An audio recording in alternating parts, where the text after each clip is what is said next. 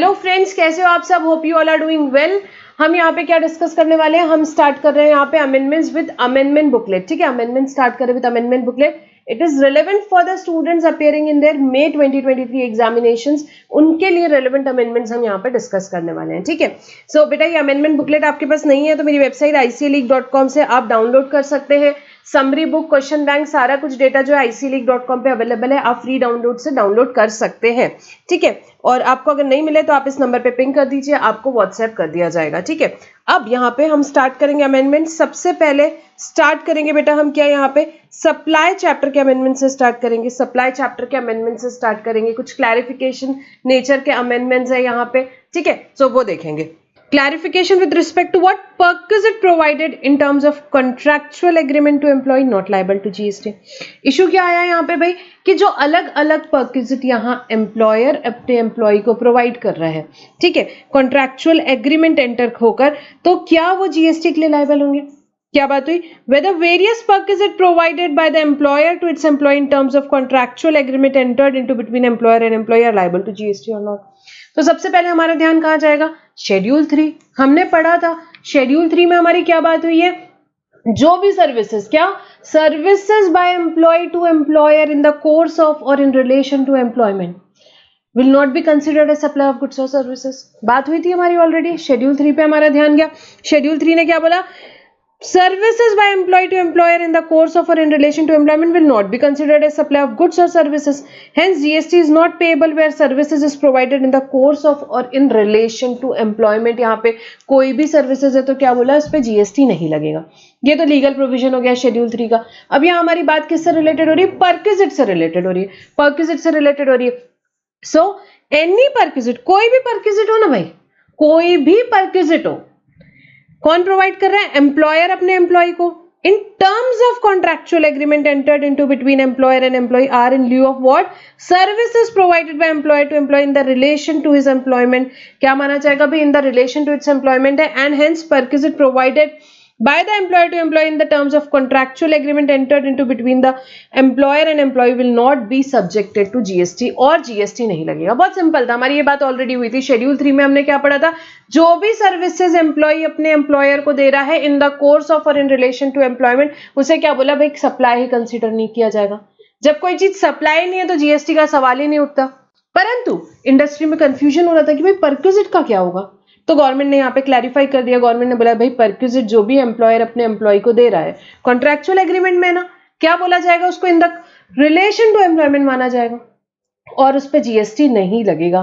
उस पर जीएसटी नहीं लगेगा। ठीक है, ये सिंपल सा एक क्लैरिफिकेशन आया। आगे बढ़ेंगे। अब एक इंपॉर्टेंट क्लैरिफिकेशन है, थोड़ा सा लेंदी है, समझेंगे ये एक एक point. Clarification regarding GST applicability on what? Liquidated damages, compensation, penalty. तो जीएसटी की एप्लीकेबिलिटी, भाई जीएसटी लगेगा कि नहीं लगेगा किस पे? यहाँ लिक्विडेटेड डैमेज पे, कंपनसेशन पे या पेनल्टी पे? किस चीज के कारण हो रहा है ये सब? Arising out of breach of contract or other provision of law. Breach of contract के कारण। ठीक है, समझेंगे इशू ये क्या है, बात क्या है यहाँ पे।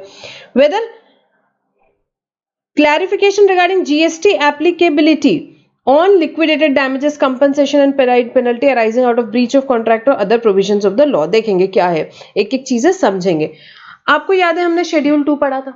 शेड्यूल 2 में एक चीज को सप्लाई ऑफ सर्विस बोला था। क्या चीज थी वो याद है आपको? Agreeing to obligation to refrain from an act और टू टॉलरेट एन एक्ट और सिचुएशन और टू डू एन एक्ट। तीन चीजें थी। इसे क्या बोला था?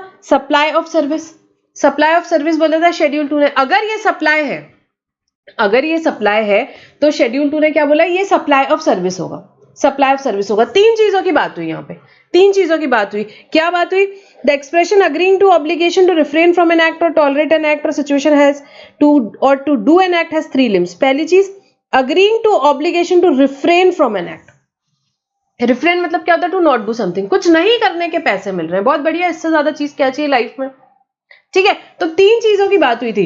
Obligation to refrain from an act, कुछ नहीं करने के पैसे मिलना, या agreeing to obligation to tolerate an act, या कुछ टॉलरेट करने के पैसे मिले आपको।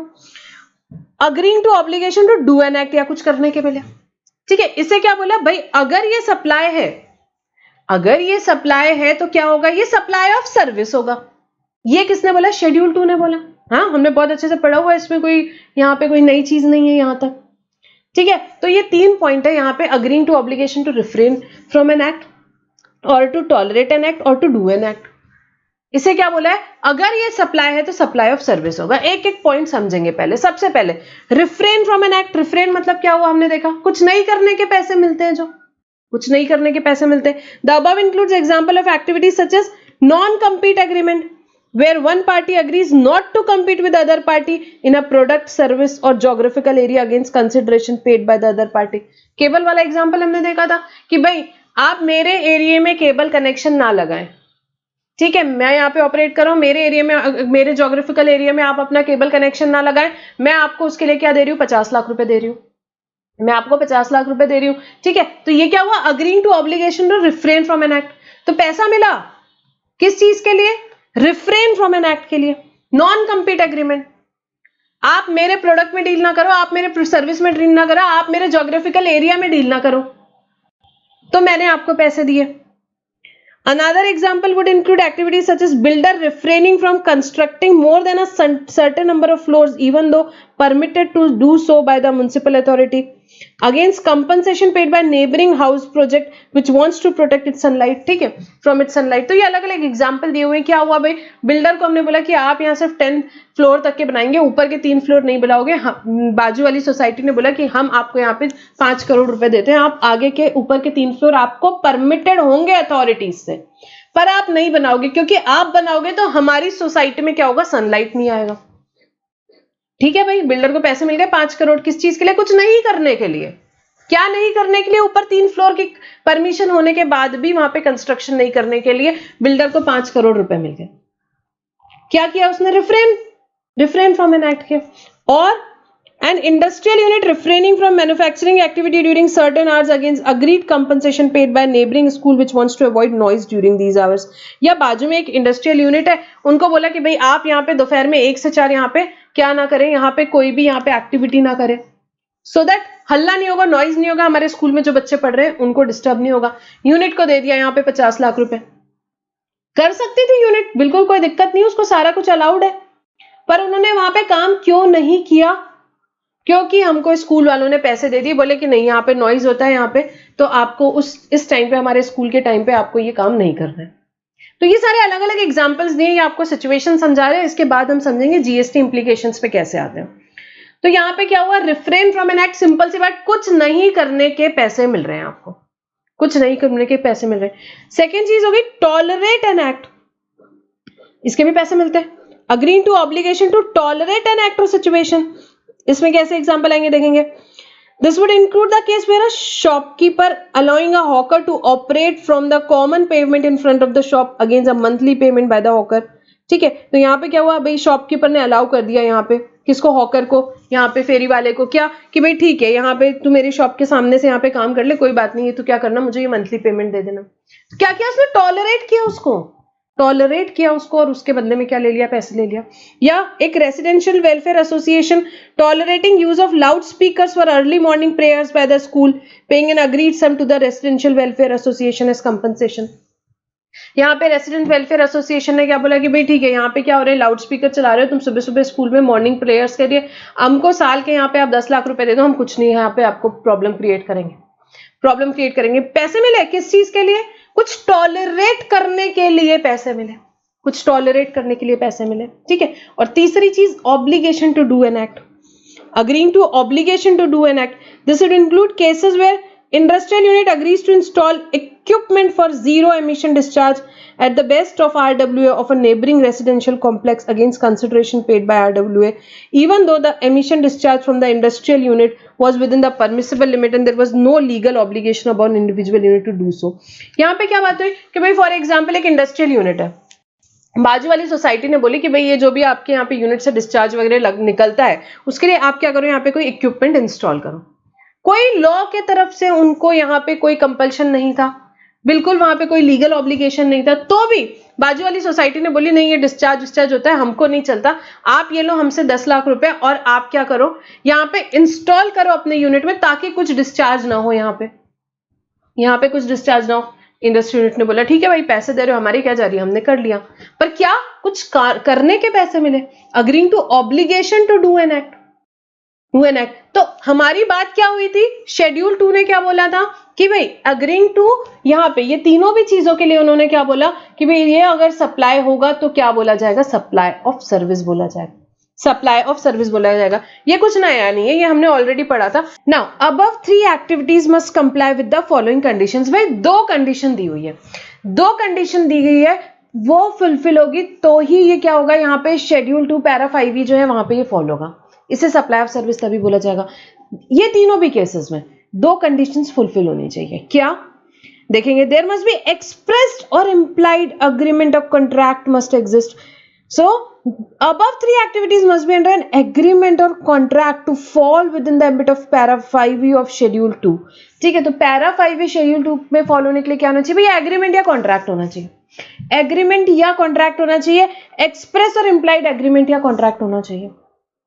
ठीक है, hence one of the party to such agreement or contract must be under what, contractual obligation. Contractual obligation होना चाहिए किस चीज का, टू इधर रिफ्रेन और टॉलरेट और डू एन एक्ट का, टू इधर रिफ्रेन टॉलरेट या डू एन एक्ट, इन तीनों की बात हो रही है, उसके लिए क्या होना चाहिए भाई, कॉन्ट्रैक्चुअल ऑब्लिगेशन होना चाहिए। इंडिपेंडेंट कॉन्ट्रैक्ट हो सकता है या it can form part of another contract also. So such contractual agreement are independent arrangement in its own right, such as arrangement agreement can take form in form of independent stand alone contract हो सकता है, जैसे मैंने बोला, या क्या हो सकता है, और इट में form part of another contract या अनदर कॉन्ट्रैक्ट का पार्ट हो सकता है, दोनों में से कुछ भी हो सकता है। ठीक है, बट क्या होना चाहिए यहाँ पे, एक्सप्रेस और इंप्लाइड एग्रीमेंट और कॉन्ट्रैक्ट, आपको यही वर्ड्स याद रखने, एक्सप्रेस और इंप्लाइड एग्रीमेंट या कॉन्ट्रैक्ट होना चाहिए। The contract cannot be imagined or presumed to exist just because there is a flow of money from one party to another। भाई एक से दूसरे को सिर्फ पैसे आ रहे हैं और यहाँ पे कॉन्ट्रैक्ट नहीं है तो ये नहीं माना जाएगा। यहाँ पे क्या होना चाहिए, कॉन्ट्रैक्ट होना चाहिए, कॉन्ट्रैक्ट होना चाहिए। There must be an express and implied promise by the recipient of money to agree to do or abstain from doing something in return for the money paid to him. ठीक है, तो यहाँ पे ये तीनों भी चीजों के लिए क्या होना चाहिए, एक्सप्रेस और इम्प्लाइड कॉन्ट्रैक्ट और एग्रीमेंट होना चाहिए। इन शॉर्ट आपको ये याद रखना है, एक पॉइंट। सेकेंड पॉइंट है कंसिडरेशन होना चाहिए भाई, कंसिडरेशन होना चाहिए। Consideration must flow in return to this contract agreement. इस कॉन्ट्रैक्ट या एग्रीमेंट के अगेंस्ट क्या होनी चाहिए भाई, कंसिडरेशन आनी चाहिए। Consideration must flow in return from the other party to this contract agreement to the first party for refraining और टॉलरेटिंग और डूइंग। तो रिफ्रेनिंग के लिए या टॉलरेटिंग या डूइंग, तीनों में से जो भी कैटेगरी में हो आप, क्या होना चाहिए, उसके लिए कंसिडरेशन आनी चाहिए, तब तो माना जाएगा भाई। यहाँ पे अगर आप चाहते हो शेड्यूल 2 पैरा 5 के हिसाब से क्या होना चाहिए, सप्लाई ऑफ सर्विस होनी चाहिए। तो भाई गवर्नमेंट ने बताई 3 चीजें, 2 चीजें जरूरी है, ये तीनों भी पॉइंट्स के लिए 2 चीजें जरूरी है, एक्सप्रेस इंप्लाइड एग्रीमेंट या कॉन्ट्रैक्ट एक चीज, सेकेंड क्या बोले, कंसिडरेशन आनी चाहिए, कंसिडरेशन आनी चाहिए। ठीक है, तो ये बेसिक समझा। अब अलग अलग ट्रांजैक्शंस जो यहाँ पे मार्केट में हो रहे हैं उसमें बड़े सारे कंफ्यूजन्स चल रहे थे।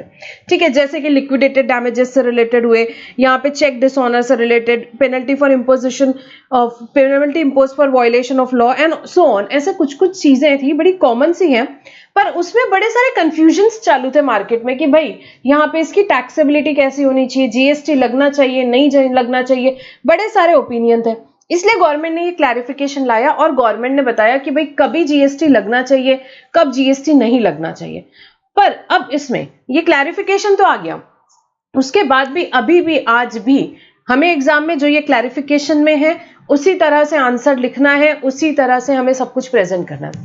इंडस्ट्री में इसमें बहुत सारे ओपिनियंस आज भी हैं, बहुत सारे लिटिगेशंस अभी भी हैं, इससे बहुत ज्यादा लिटिगेशंस बढ़े भी हैं, बहुत सारी चीजों में लोगों के अलग अलग इंटरप्रिटेशंस हैं। ठीक है, बट हम अभी स्ट्रिक्टली क्या फॉलो करेंगे, जो क्लैरिफिकेशन आया हमारे लिए एग्जाम के लिए ये रेलेवेंट है, हम इस लॉ पे बात करेंगे। ठीक है, सो एक एक ट्रांजैक्शन देखेंगे। Taxability of some of the transaction has been discussed as under. सबसे पहली बात करेंगे लिक्विडेटेड डैमेजेस की, ये थोड़ा सा डिटेल्ड है, देखेंगे लिक्विडेटेड डैमेजेस। अब भाई कोई कॉन्ट्रैक्ट हुआ, ठीक है, आपने क्या किया, ब्रीच किया कॉन्ट्रैक्ट का, कॉन्ट्रैक्ट में लिखे होते लिक्विडेटेड डैमेजेस। ठीक है, अब बात हुई कि भाई उस पर जीएसटी लगेगा कि नहीं लगेगा। अब उस पर क्या ओपिनियन आया, क्या डिटेल डिस्कशन आया, उसके पीछे इंटेंशंस क्या है, वो सब देखते हैं। सो बेसिक समझेंगे। In the contract itself, parties provide for compensation payable in the event of breach of contract। तो कॉन्ट्रैक्ट में ही लिखा होता है कि भाई क्या कंपनसेशन पे करेंगे इन the event of breach of contract. Contract आपने ब्रीच किया, कॉन्ट्रैक्ट ब्रीच किया तो क्या कंपनसेशन पेएबल रहेगी, वो कॉन्ट्रैक्ट में जनरली लिखा होता है।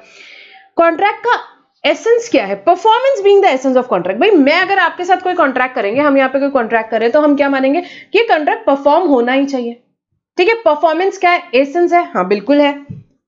Liquidated damages cannot be treated as consideration received for tolerating the breach or non-performance of contract। देखो इंटेंशन तो ये कभी था ही नहीं। लिक्विडेटेड डैमेजेस को आपको ऐसा नहीं माना ये क्यों कंसिडरेशन है, किस चीज के लिए, टॉलरेटिंग द ब्रीच और non performance of contract. Breach tolerate करने की या नॉन परफॉर्मेंस ऑफ कॉन्ट्रैक्ट की यहाँ पे उसका टॉलरेंस माना जाए, ऐसा नहीं मानना चाहिए, ऐसा नहीं मानना चाहिए। Payment for liquidated damages stipulated in contract to ensure performance and deter non-performance, unsatisfactory performance or delayed performance। भाई liquidated damages contract में क्यों लिखा होता है, क्यों लिखा होता है कि भाई to ensure performance, यहाँ पे कि भाई यह हो, यहाँ पे contract perform हो ही हो, and to deter non-performance, unsatisfactory performance ना हो, delay performance ना हो, इसलिए generally liquidated damages contract में specify करते हैं। Contract हम क्यों enter कर रहे हैं, it is for execution and not for its breach। A contract is entered into for execution and not for its breach। मैं क्यों कॉन्ट्रैक्ट एंटर करते हैं, भाई कॉन्ट्रैक्ट एग्जीक्यूट हो, आप ब्रीच करो और लिक्विडेटेड डैमेजेस मुझे दो और मैं उससे पैसे कमाऊं, ये मेरा कभी भी इंटेंशन नहीं था। लिक्विडेटेड डैमेजेस और penalty are not desired outcome of contract, ये बिल्कुल भी डिजायर्ड आउटकम नहीं था कॉन्ट्रैक्ट का। By accepting liquidated damages, the party aggrieved by breach of contract cannot be said to have permitted or tolerate the deviation or non-fulfillment of promise by the other party। So liquidated damages accept करने से जो aggrieved party है, ये नहीं बोला जा सकता कि उसने permit दिया है या उसे tolerate करने की permission दी है, क्या कि भाई ठीक है आप promise पूरा ना करो। Performance essence है यार contract का, performance essence है contract का। liquidated damages को आप कभी भी ये नहीं बोल सकते कि ये consideration है for tolerance, ठीक है। अभी हम टॉलरेंस की बात कर रहे थे वहां पे, तो यहाँ पे अलग अलग केसेस दिए हुए हैं कि भाई किसको टॉलरेंस बोलेंगे एंड ऑल दैट। सो यहाँ पे लिक्विडेटेड डैमेजेस को इन्होंने पहले तो क्या बोला कि भाई आप इसको कंसिडरेशन नहीं मानिए कुछ टॉलरेट करने की। अब दो तीन अलग अलग बातें, पहले एक पॉइंट देखेंगे यहाँ पे, ये पॉइंट में क्या बात हो रही है, ये पॉइंट में ये बात हो रही है कि भाई लिक्विडेटेड डैमेजेस आपको मिले, सिंपल वर्ड्स में बता रही हूँ, यहाँ पे एग्रीमेंट या कॉन्ट्रैक्ट एक्सप्रेस इंप्लाइड नहीं था, तो क्या वो टैक्सेबल होंगे, नहीं बिल्कुल नहीं होंगे। हमने अभी बात करी थी, that is nearly flow of money. अगर एक्सप्रेस या इंप्लाइड यहाँ पे कॉन्ट्रैक्ट नहीं है तो आपको जो पैसा मिला है वो टैक्सेबल नहीं होगा।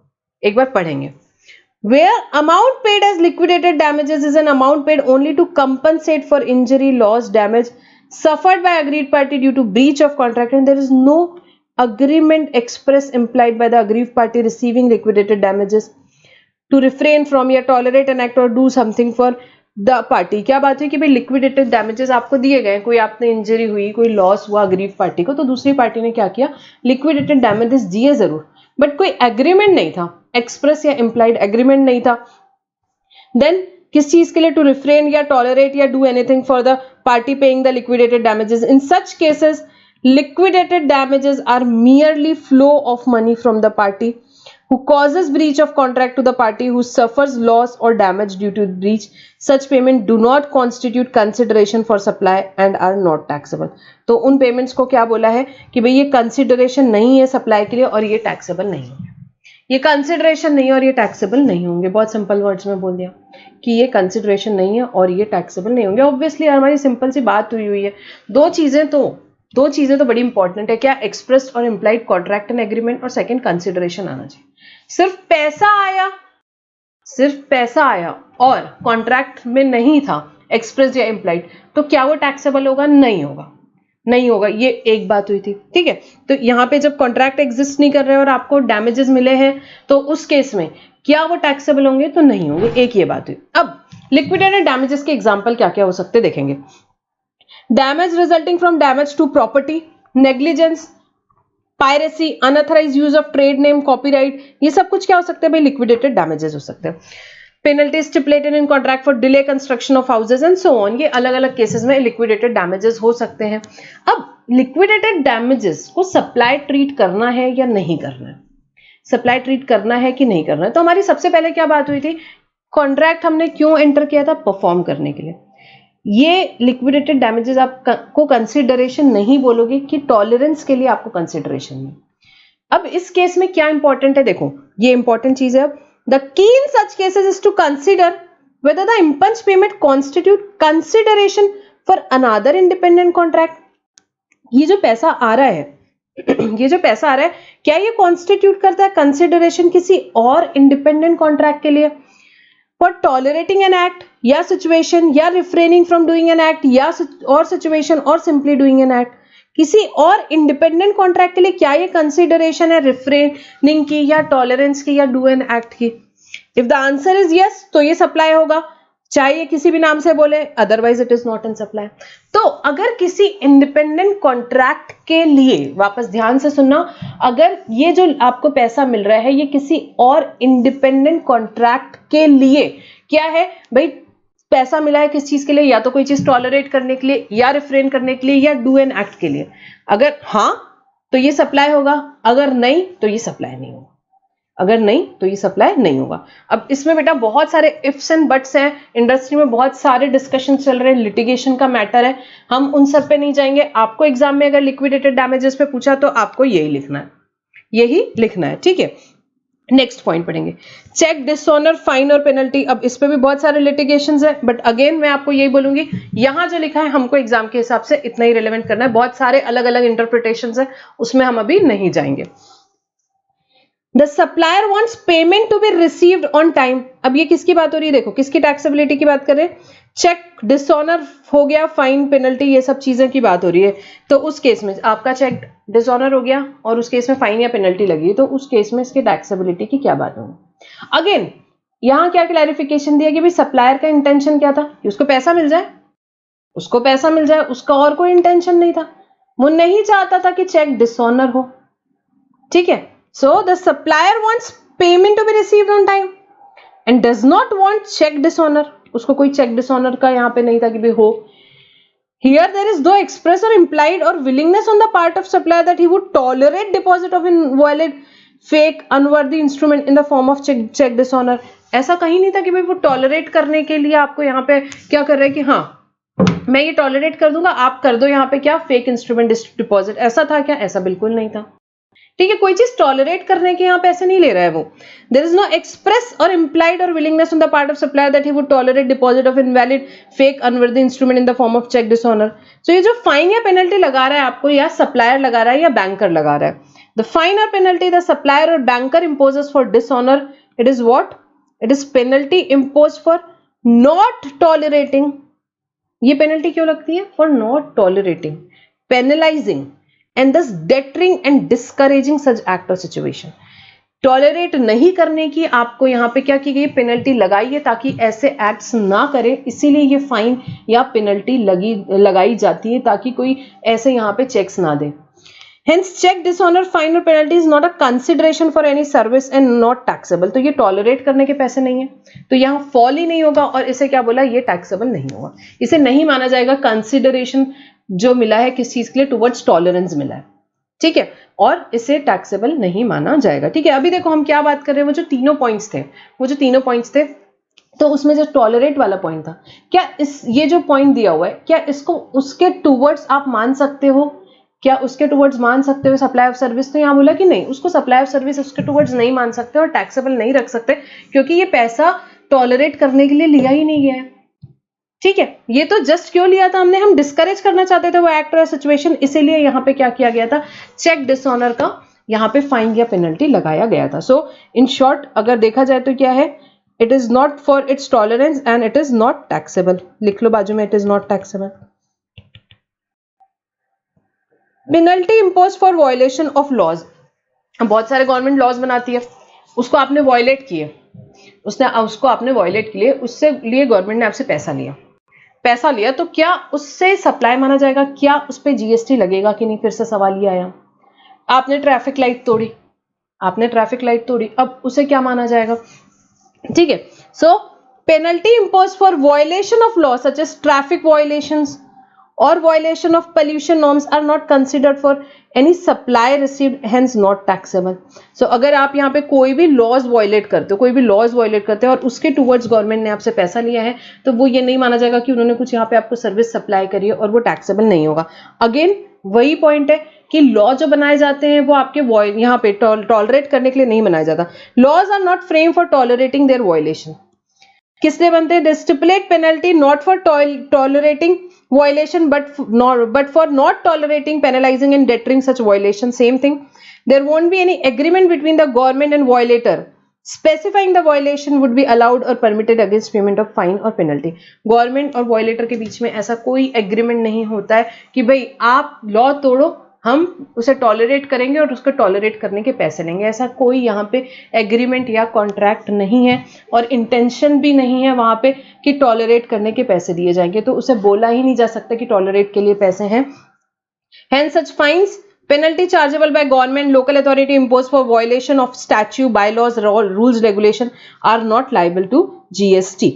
So again वही बात हुई, not supply, not liable for GST से नहीं माना जाएगा consideration for any supply. So again it is not taxable, आप लिख सकते हो. Next बेटा, forfeiture of salary हो गया या पेमेंट ऑफ बॉन्ड अमाउंट करना पड़ा. क्यों? In the event of employ leaving the employment before minimum agreed period. Minimum agreed period के पहले आप चले गए. भाई आपने बोला था मैं 3 साल रहूंगा, आपने 3 महीने में छोड़ दिया, तो आपको क्या करना पड़ा? यहाँ पे बॉन्ड अमाउंट का पेमेंट करना पड़ा. ठीक है, तो अब ये किस पॉइंट से रिलेटेड है कि आपकी सैलरी फॉरफिट हुई या बॉन्ड अमाउंट का पेमेंट किया गया. तो क्या इससे टैक्सेबल रहेगा? क्या इस पे जीएसटी लगेगा? ये बात हुई. देखो पहले भी एक बात तो हमने की हुई है शेड्यूल 3 में, क्या service by an employ to employer in the course of और इन रिलेशन टू एम्प्लॉयमेंट, क्या बोला था उसे? Not supply not taxable. Not supply not taxable, वो बात हमारी वहां हो गई थी. भाई प्रीमेच्योर टर्मिनेशन कॉन्ट्रैक्ट में लिखा हुआ है और उसे क्या बोल दिया गया है? उसे सप्लाई नहीं बोला है, जीएसटी नहीं लगेगा. अभी हम क्या बात कर रहे हैं? अभी ये बात हुई कि भाई फोरफिट हुई सैलरी या पेमेंट करना पड़ा बॉन्ड अमाउंट का, तो क्या इसे वो टॉलरेट करने के पैसे बोल के सर्विस बोली जाएगी? बात ये आई, नो बिल्कुल नहीं, और ये अभी भी टैक्सेबल नहीं होगा. पढ़ेंगे. The provision of forfeiture of salary or recovery of bond in the event of employee leaving the employment before minimum agreed period are incorporated in the contract to discourage non serious employees. कि भाई जो non serious employ है जिसका intention है 2-4 महीने काम करके जाना, उनको वो यहाँ पे डिस्करेज करना चाहते हैं, इसीलिए ये क्लॉजेस एम्प्लॉयमेंट कॉन्ट्रैक्ट में डाले जाते हैं. इंटेंशन ये होता है. Such amounts recovered as penalty for non-serious employee are not consideration for tolerating the act of such premature quitting of employment. इसे consideration नहीं बोला जाएगा for tolerating the act of such premature quitting of employment, and neither the employee gets anything in return from the employer. ना employee को कुछ मिलता है इसके return में employer से. Therefore such amount recovered by the employer are not taxable. इसलिए ये जो amount recover करता है employer, इससे taxable नहीं किया जाएगा. Such amount recovered by employer are not taxable as consideration for service of agreeing to tolerate an act or situation. इसे नहीं माना जाएगा and इसे नहीं taxable किया जाएगा. Such amounts recovered by employer are not taxable as consideration for service of agreeing to tolerate an act or situation. ठीक है, सिंपल है. तो यहाँ पे इंटेंशन देखा गया और अगेन क्या बोला गया? It will not be taxable. Next, late payment, surcharge और फीस. अब लेट पेमेंट लग रहा है, कहीं पे सरचार्ज लग रहा है, यहाँ पे फीस लग रही है. तो अब यहाँ पे देखो सिंपली क्या होता है, कई बार होता है कि कई पेमेंट्स हमें करने हैं और हम डिले कर देते हैं, तो उसमें लेट पेमेंट चार्जेस लगते हैं. बहुत कॉमन प्रैक्टिस है. तो उस केस में क्या होगी टैक्सेबिलिटी, उसकी बात की गई. So the facility of accepting late payment with interest or late payment fees, fine, penalty is a facility granted by supplier which is naturally bundled with the main supply. भाई होता है, कॉमनली है कि भाई आपने 10 दिन में पेमेंट करना है, नहीं तो आपको लेट फीस लगेगी. ये सब बहुत कॉमन बिजनेस प्रैक्टिस है. और वो क्या होती है? It is naturally bundled with the main supply. Even if service is described as service of tolerating the act of late payment, it is an ancillary supply. ये कोई यहाँ पे बेटा इंडिपेंडेंट सप्लाई नहीं है. ये क्या सर्विस भले टॉलरेट है, आपने लेट पेमेंट किया, उसके टॉलरेंस की बात है, बट ये क्या है? ये एंसिलरी सप्लाई है, naturally bundled and supplied in conjunction with principal supply such as electricity, water, telecommunication, cooking, gas, insurance, जिसका भी आपने लेट पेमेंट किया है, and should be assessed at the same rate as that of principal supply. तो जो भी late payment surcharges fees लग रही है आपको, तो ये एक एंसिलरी सप्लाई है और इसको जो आपका जो प्रिंसिपल सप्लाई है उसी के हिसाब से इसका भी असेसमेंट होगा. ठीक है. Next, fix charges for power. अब देखो ये क्या बात हुई, जो मिनिमम फिक्स चार्जेस लगते हैं हमारे, ठीक है, यहाँ दो टाइप के होते हैं। पहले बात करेंगे minimum fix charges does not mean that minimum fix charge और part it is a charge for tolerating the act of not scheduling or consuming the minimum contracted or available capacity or minimum threshold। देखो generally minimum charges लगने हैं, आपने कितना भी consume किया है, ज्यादा कंज्यूम किया है, नहीं कंज्यूम किया है, जो भी किया है, तो भी आपको मिनिमम चार्जेस लगते हैं। अब आपने अगर कुछ नहीं भी कंज्यूम किया है, उस केस में हम ये नहीं मानेंगे कि it is a charge for tolerating the act of not consuming the minimum contracted or available capacity or minimum threshold, ऐसा कुछ नहीं है। दो कंपोनेंट्स होते हैं, minimum fix charges or capacity charges and variable energy charges are charge for sale of electricity and these are not taxable as electricity is exempt from GST.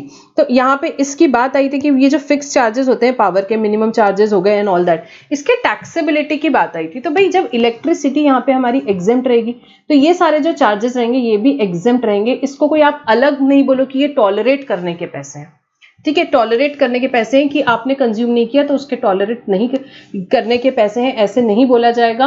और क्या बोला उन्होंने यहाँ पे, क्लियर बोला कि भाई इस केस में जीएसटी लगेगा। तो आपको सिंपल याद रखना है, इलेक्ट्रिसिटी के केस में मिनिमम फिक्स चार्जेस हो, कैपेसिटी चार्ज हो, वेरिएबल एनर्जी चार्ज हो, जो भी है वो सब कुछ सेल ऑफ इलेक्ट्रिसिटी के लिए है और वो जीएसटी से एग्जेम्प्ट है, तो जीएसटी नहीं लगेगा, it is not taxable at all, ठीक है, it is exempt from GST actually. And अभी इसमें लास्ट कैंसिलेशन चार्जेस, सिंपल होता है, हम यहाँ पे टिकट्स वगैरह बुक करते हैं, एयर ट्रैवल की टिकट्स बुक करते हैं, यहाँ पे तो हम यहाँ पे टूर्स की यहाँ पे बुक करते हैं ऑल दैट, तो उन केसेस में कई बार हमको कैंसिलेशन चार्जेस लगते हैं, तो उसके टैक्सेबिलिटी की बात हो रही है। Normally hotels, tour travel industry provide cancellation services for the intended supply with in a certain time frame. आपके पास होता है कि भाई इतने टाइम में आप कैंसिल कर सकते हो और आपको कुछ कैंसिलेशन चार्जेस लगते हैं। Cancellation charges can be considered as charge for costs involved in making arrangement for the intended supply and the cost involved in cancellation of supply। भाई cancellation charges क्यों लग रहे हैं? भाई उन्होंने आपके जो भी अरेंजमेंट वगैरह किए सारे कुछ ऑनलाइन पोर्टल से लेके सब कुछ, वो और जो भी कॉस्ट इन्वॉल्व है वो पर्टिकुलर जो यहाँ पे चीज है उसकी कैंसिलेशन करने से रिलेटेड, उससे रिलेटेड चार्जेस लग रहे हैं आपको। The facilitation service of allowing cancellation against payment of cancellation charges is also a natural part of the bundle and supplied in conjunction with principal supply of transportation in the ordinary course of the business। ठीक है, अब कोई भी example ले लो आप, ये क्या होती है, जो भी आपको सर्विस दी जाती है कैंसिलेशन की against payment of cancellation charges, it is a natural part of bundle and supplied in conjunction with principal supply of transport in the ordinary course of business. Transportation ले लो, होटल ले लो, जो भी ले लो। तो भाई क्या हुआ, अब मैंने जब यहाँ पे बुकिंग करी, जो मेरी प्रिंसिपल सप्लाई है, ठीक है, मैं यहाँ पे होटल बुक कर रही हूँ फॉर एग्जांपल, तो उसी टाइम पे मुझे क्या दिया जाएगा, मेरी प्रिंसिपल सप्लाई क्या है भाई, जो मेरी होटल बुकिंग है वो।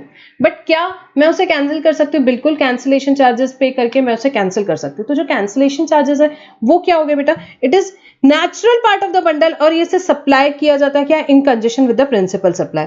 Therefore such facilitation supply of allowing cancellation of indented supply against payment of cancellation और रिटेंशन फीस और forfeiture of part or whole of consideration should be assessed as principal supply। उसे कैसा माना जाएगा, उसका कैसे असेसमेंट होगा, उसकी टैक्सेबिलिटी कैसे होगी, जैसे प्रिंसिपल सप्लाई की हो रही, जैसे प्रिंसिपल सप्लाई की हो रही। एग्जाम्पल से समझेंगे, the amount forfeited in case of non refundable ticket for air travel or security deposit or earnest money forfeited in case of customer failing to avail the travel, tour operator, hotel accommodation service or such other intended supply should be assessed at the same rate as applicable to the service contract, say air transport, tour operator service, such other service। तो जो भी cancellation charges लग रहे हैं अलग अलग cases में, जैसे कि एयर ट्रैवल में हो गया, यहाँ पे होटल इंडस्ट्री में हो गया, टूर ऑपरेटर्स में हो गया, जिसमें भी हो गया, तो उस पे जो कैंसिलेशन चार्जेस का असेसमेंट होगा वो कैसे होगा, जैसे उसका प्रिंसिपल सप्लाई का असेसमेंट हो रहा है वैसे ही उसके कैंसिलेशन चार्जेस का होगा। Again I am telling you, इस पे भी बहुत लिटिगेशंस आने वाले हैं, आ रहे हैं ऑलरेडी। तो आपको क्या करना है, आपको सिर्फ इसकी टैक्सेबिलिटी याद रखनी है। बहुत डिटेल्ड है, बहुत लिटिगेशन वाला है, तो इसलिए एग्जाम में बहुत ज्यादा चांस नहीं है कि ये पूछे, बट फिर भी यू नेवर नो, अगर पूछते हैं तो आपको इसकी टैक्सेबिलिटी बस ऐसे ही याद रखना है और 2 लाइन में आपको लिख देना है कि इसकी टैक्सेबिलिटी कैसे रहेगी, टैक्सेबल है, नहीं टैक्सेबल है, ये सब कुछ आपको लिख देना है। ठीक है, टॉलरेट करने के लिए है कि नहीं, अलग अलग हमने पॉइंट्स देखे, जो भी सारे मैक्सिमम किससे रिलेटेड थे, टॉलरेंस से रिलेटेड थे, ठीक है, सारे ही पॉइंट्स इनफैक्ट यहाँ पे उससे रिलेटेड थे, ठीक है। सो इन अ नटशेल अगर हम बात करें यहाँ पे इस क्लैरिफिकेशन की, तीन चीजों की बात कर रहे थे हम, किसकी, agreeing to obligation to refrain from an act, मतलब कुछ नहीं करने के पैसे मिलने, agreeing to obligation to tolerate an act और सिचुएशन, कुछ टॉलरेट करने के पैसे मिलने, और agreeing to obligation to do an act. ये तीनों भी केसेस में क्या बात हुई भाई, दो कंडीशन है, क्या कंडीशन, एक्सप्रेस्ड या इंप्लाइड कॉन्ट्रैक्ट या एग्रीमेंट होना चाहिए। आपको इसे ट्रीट करना है शेड्यूल 2 पैरा 5 के हिसाब से, सप्लाई ऑफ सर्विस, तो क्या होना चाहिए, एक्सप्रेस या इंप्लाइड कॉन्ट्रैक्ट या एग्रीमेंट होना चाहिए, पहली बात। दूसरी बात, कंसिडरेशन आनी चाहिए, कंसिडरेशन आनी चाहिए। अब अलग अलग केसेस में गवर्नमेंट ने यहाँ पे क्लैरिफिकेशन लेके आई कि भाई इसे बोला जाएगा कि नहीं टॉलरेंस, एंड इसकी टैक्सेबिलिटी क्या होगी। पहली बात आई लिक्विडेटेड डैमेजेस के केस में।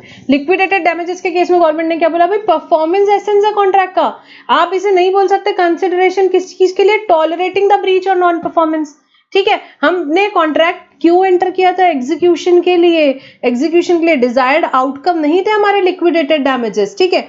अब अगर लिक्विडेटेड डैमेजेस यहाँ पे सबसे अगर क्लियर है, अगर कॉन्ट्रैक्ट में था ही नहीं, आपको इंजरी या लॉस के लिए दूसरी पार्टी ने पैसे दे दी, just mere flow of money हुआ, तो क्या सबसे बड़ी पहली बात है कि इस पे जीएसटी लगेगा, क्या ये टैक्सेबल होंगे, तो ये तो बहुत क्लियर कट बात है, ये तो टैक्सेबल नहीं होंगे। अब ये इस केस में इसे सप्लाई माना जाए या नहीं लिक्विडेटेड डैमेजेस को किसी भी केस में, उसके लिए क्या आपको देखना है, आपको देखना है कि ये जो पेमेंट है क्या ये कॉन्स्टिट्यूट हो रहा है कंसिडरेशन किसी इंडिपेंडेंट कॉन्ट्रैक्ट का, किस चीज से रिलेटेड, टॉलरेटिंग के लिए या रिफ्रेनिंग के लिए या टू डू एनी एक्ट के लिए। अगर हाँ तो सप्लाई है, अगर ना तो सप्लाई नहीं है। सेकेंड बात किसकी आई भाई, चेक डिसऑनर हुआ आपका, फाइन या पेनल्टी लगी। अब इस केस में क्या बोला जाएगा भाई, सप्लायर का काम था, उसको सप्लायर को पैसा चाहिए था, वो नहीं चाहता था कि चेक डिसऑनर हो।